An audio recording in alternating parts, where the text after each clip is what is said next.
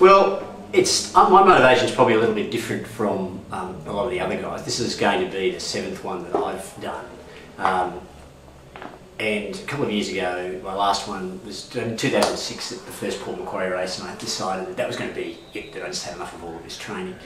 And then last year, my wife Ruth, who also trains with the squad, wanted to do Ironman. I said, well, I'll train with you. And so she's got somebody to do, particularly the long runs, long rides, all of those difficult sessions with. And I thought, well, if I'm going to do all the training, I might as well do the race. So I did the race last year, and I knocked 10 minutes off my PB, and I had a really, really good race without doing a lot of training. And it sort of encouraged me a bit to have another crack. My great goal is to get under 10 hours in this event. I've come close, I did 10:08 last year. I think there's got to be 8 minutes somewhere in the course of that day that I can save. But I suppose when we sit back and watch this in 11 or 12 weeks' time, we'll find out whether there was that 8 minutes or whether something horrible went wrong. But that's the great thing about Ironman. It's such an uncertain thing that irrespective of how much you plan and how much you work and how much you train, anything can happen in the course of that day. And I think it's how you deal with it that makes a difference. So that's my motivation, is to go out and have another crack and see if I can actually get under the magic 10. And it's been great training with these guys. It's the big issue with Ironman is maintaining your motivation, because it is such a long journey. It's such a long. I've got to using that word. Ruth's going to laugh when she hears me use the word journey, but it's a lot of work. And one of the hard things is keeping yourself motivated all the way through. And even at the start, getting the motivation again to begin the exercise, particularly when you know what lies ahead. And I think having a really enthusiastic and really great bunch of people to train with makes it a heck of a lot easier. So training with these guys has really enlivened my enthusiasm. So that's got a long way to hopefully get me over the line.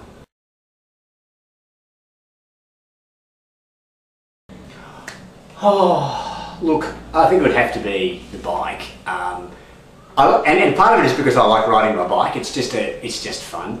It's also the leg I think you spend the longest time on. You know, you're out there for 5 or 6 hours on the bike. So it's also the only one you can do sitting down. So definitely I'd say the bike. The swim, I've always was a swimmer, but it's not a pleasant part of any triathlon. There's people thrashing all over the place.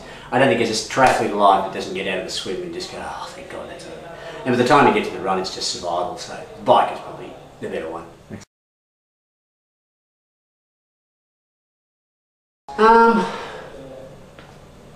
No, I don't really. I'm not a great one for gadgets much. I think I try and keep it all fairly simple.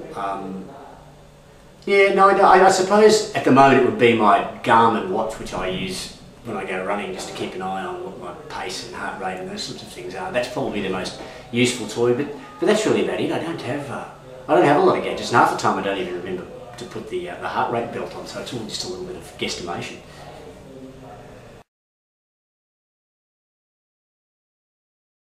No, I do Ironman so I don't have to modify my diet. That's the whole reason for triathlon. And if you talk to people who know me, my diet's pretty ordinary.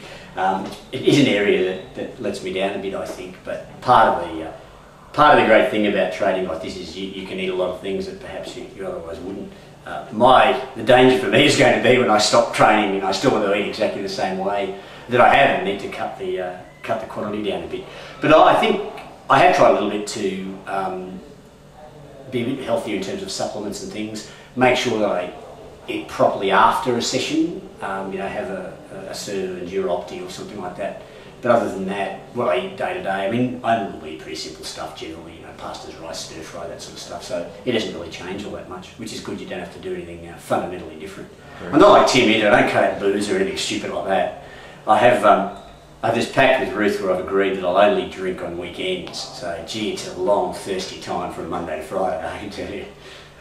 So is there anything you do? No, I don't. I think Ironman training is a big enough sacrifice as it is without giving up other things. I think that would just make it all too hard. So I try and do much the same things as I always do, and maybe just keep a bit of a balance, maybe not go out at night as much or eat in restaurants quite so much. Just knock some of that back down a bit. But no, I don't think I've actually really given up anything. I'm not strong enough willed to give up something. As said to the guys, I just don't see the sense in making promises that you know you get a break, so I don't even bother.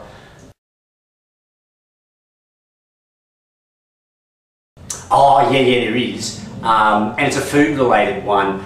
I've got this horrible fetish for donuts. That is my absolute favourite thing, and after any race, I usually find myself in a donut king with a large chocolate milkshake and half a dozen donuts, and that's just heaven for me. I try though, that is something I suppose I don't have unless I've actually done a race. I feel I've got to earn the donut. It's not something that you're entitled to.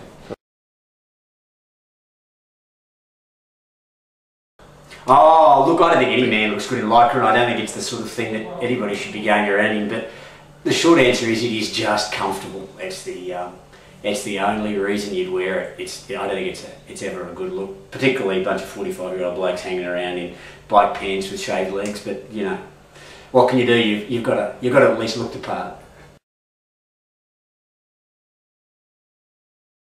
Age, oh yeah, shit, old age. Yeah, that's always there. But look, I'm pretty lucky actually. I've never really had a lot of injuries.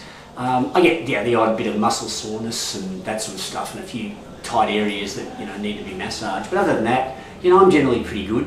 The odd niggly Achilles or something like that, but nothing that's really going to interfere with training. Hopefully, when I look back on this in 12 weeks' time, I haven't put the mocker on myself and I've broken down like an old racehorse. But fortunately, I think it's got a lot to do with my size. I'm pretty small. I don't weigh very much, and it doesn't put too much strain on my body. So fingers crossed it stays like that.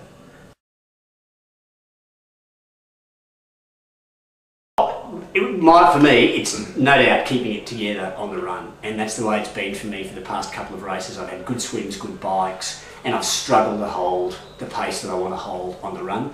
In the last race, I had a really good first half of the marathon. I was heading for a sub 10 then, and I just went to a really bad patch between about 22 and 30 kilometres, and that really killed the time that I was looking for. So for me, it's getting over that. It's being able to conquer that particular demon.